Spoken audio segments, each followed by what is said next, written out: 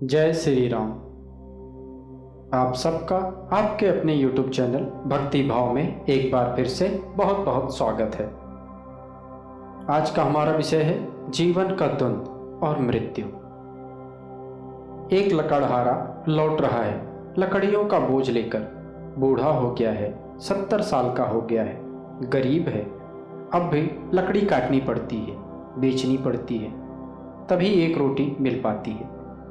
कई बार कह चुका है आकाश की तरफ हाथ उठाकर, हे मौत, हे मृत्यु के देवता, तुम जवानों को उठा लेते हो, बच्चों को उठा लेते हो, मेरे देखते देखते मेरे पीछे आए लोग जा चुके हैं, आखिर मेरा क्या कसूर है, मुझे भी उठा लो, थक गया हूँ, बहुत थक गया हूँ। उस दिन भी बोझ भारी था, 2 दिन का भूखा भी था, क्योंकि 2 दिन से बरसात हो रही थी और लकड़ी नहीं काट सका था। रास्ते में फिर वही बात उठी, हे मौत के देवता, कब उठाओगे, कितनी देर और है, कितना सताओगे। संयोग की बात है, मौत करीब से गुजर रही थी, उसने सुन लिया। वह इतने क्रोध में था जीवन के प्रति कि गट्ठर को जमीन पर पटक कर बिल्कुल उदास बैठा हुआ था वृक्ष के नीचे। मौत सामने खड़ी हो गई। उसने कहा, मैं रहा, मुझे तुम पुकारते हो, मैं हूँ मृत्यु का देवता, बोलो क्या चाहते हो। अब बूढ़े को होश आया कि यह हम क्या मांग बैठे।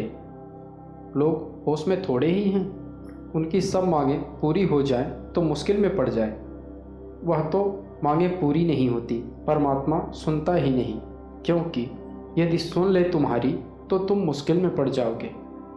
फिर तुम परमात्मा की जान खाओगे कि मेरी क्यों सुनी, अरे हम तो यूं ही कह रहे थे, इतना बुरा मानने की क्या बात थी, इतनी शीघ्रता से निर्णय लेने को थोड़े कहा था, अरे बात की बात थी, कुछ करने को थोड़े ही था। बूढ़ा एकदम चौंका, सोचा न था मौत सामने खड़ी हो जाएगी। होशियार आदमी, 70 साल का अनुभव, जल्दी से तरकीब निकाल ली।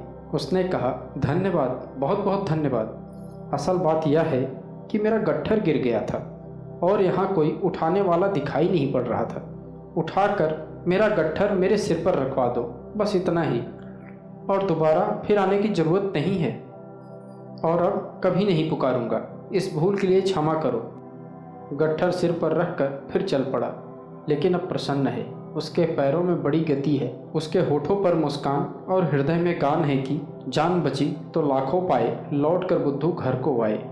ऐसा खुश 70 साल में वह पहले कभी नहीं हुआ था।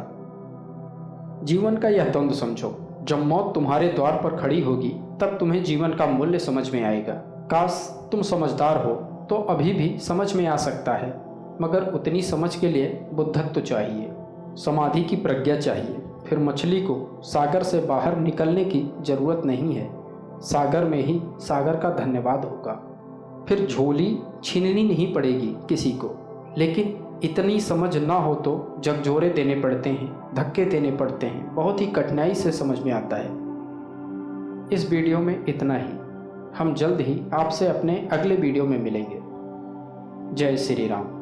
भगवान हम सबका कल्याण करें।